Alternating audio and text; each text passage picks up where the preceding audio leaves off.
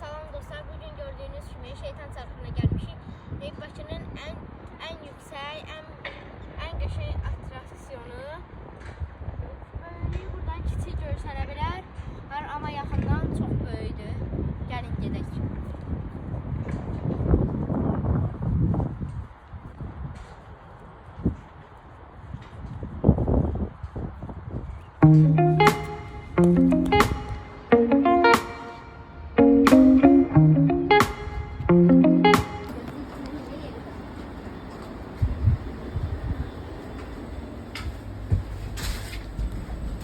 Ben uçağa düşemindik, kapılar bağlandı.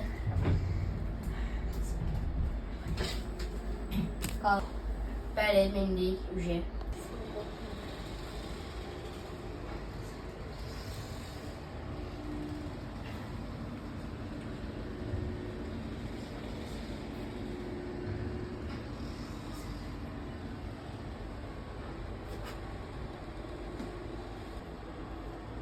Kameraman, sen buraya gelmiştin. Ben bilen kameraman da gelmeyip ilk seferde geldi kameraman da ben de. Ve şimdi düz ortadayım. Düz ortada.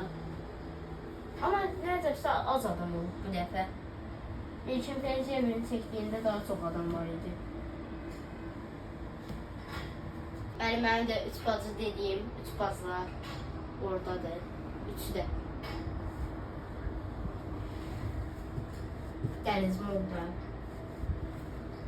Daha teze oda taktım diye orada. Şey yazma düşüyor o video. Diyor ki yeni dünyanın kaşifi Christopher Columb. Görürsən o bayrağın en tepesinde ne tər görsənir şəhər. O mənə o maraqlıdır. Azərlər görmüşsən də sık kameram.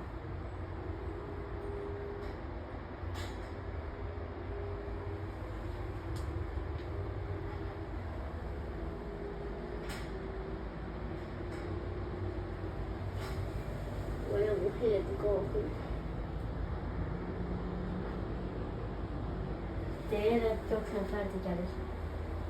4 nefer de. Bir gün bir tur var da.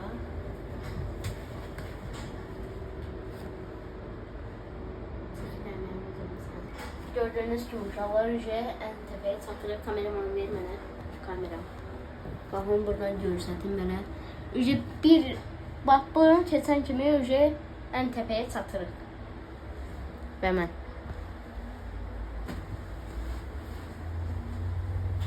Bu kadar necə yox deyil.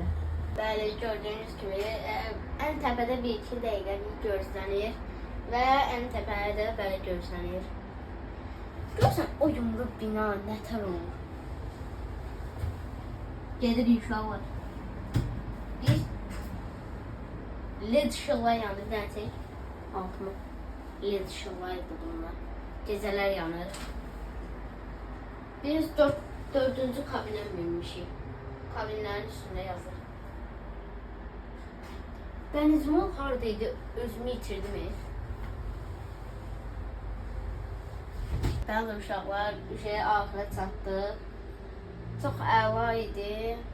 Yuxarıda mənə deyil işıqlar yanır. Kameraman bəyəklər dedi ki, buna məlumat verdi. Burasındakı kamerada ona nə deyirdilər? Həm də o yer düşməyib, kadr. Məlumat verirdi ki, gecə ışıqlar yanırdı. Ve videomuzun sonuna geldi. Kanala abone olup like atmayı unutmayın. Hedef 1K abonedir ve çok az kalır abonemize. Sağ olun.